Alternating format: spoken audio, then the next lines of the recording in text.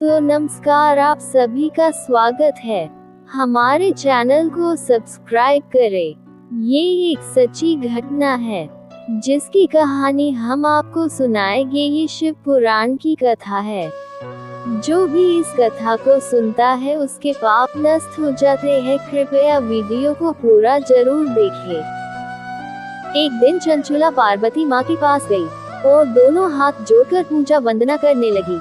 चंचुला बोली, हे स्कंद माता, हे उमा देवी, देवता द्वारा पूजनीय और सभी सुखों को देने वाली है आप। हे शंभु प्रिय, आप ही सगुण और निर्गुण है। हे सच्चिदानंदनी, आप ही प्रकृति की पोषक है। आप ही से दुनिया है। आप ही संसार की सृष्टि पालन और संग्रह करने वाली है। आप ही ब्रह्मा विष्णु और महेश को उत्तम प्रतिष्ठा देने वाली है। चंचुला बोल ही रही थी कि शंकर प्रिय भक्त वत्सल उमा देवी ने बड़े प्रेम से चंचला के आंसू पोंछते हुए माँ बोली, सखी, मैं तुम्हारे वंदना से बहुत खुश हूँ। बोलो, क्या वरदान चाहिए तुम्हें? हे गिरिराज नंदिनी, मेरे पति बिंदु इस समय कहाँ है?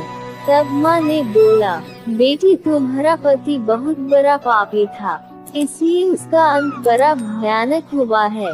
उस मूर्ख को कई सालों तक अपने पापों का कर्म भुगतते भुगतते उसे भूत बनाकर विंध्या नाम के पर्वत पर भेज दिया गया है।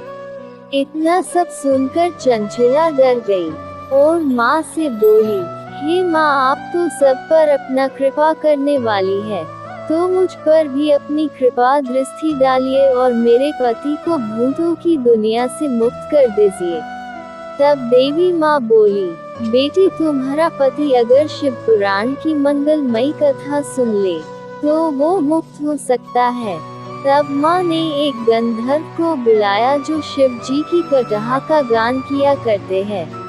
तब माँ ने कहा, ये मेरी सखी चंचुला है, तुम इसके साथ विंध्या पर्वत पे जाओ। वहाँ एक बहुत भयानक भूत है जो पूर्व काल एक पंडित था। वो पंडितों वाले कोई कर्म नहीं करता, स्नान आदि कर्म नहीं करता। लोभ के कारण उसकी बुद्धि भ्रष्ट हो गई।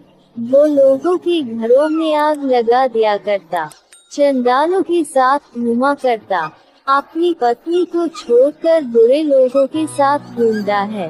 उसके मरने तक उसका कर्म कभी नहीं बदला।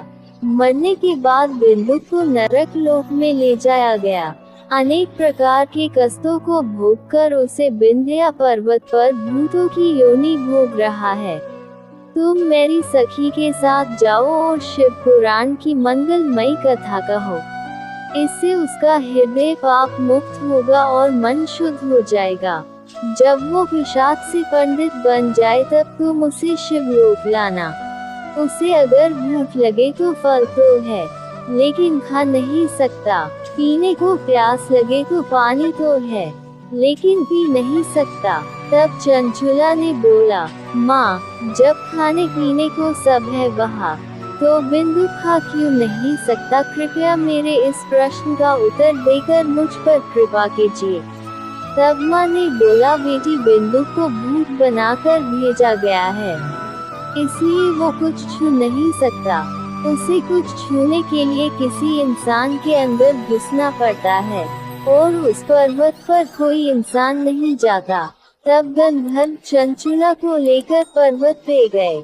वो जाके देखा तो वो पिशाच बहुत भयानक था। भूत को गंधर्व ने नागपाश से बांध लिया ताकि भूत कहीं भागे ना।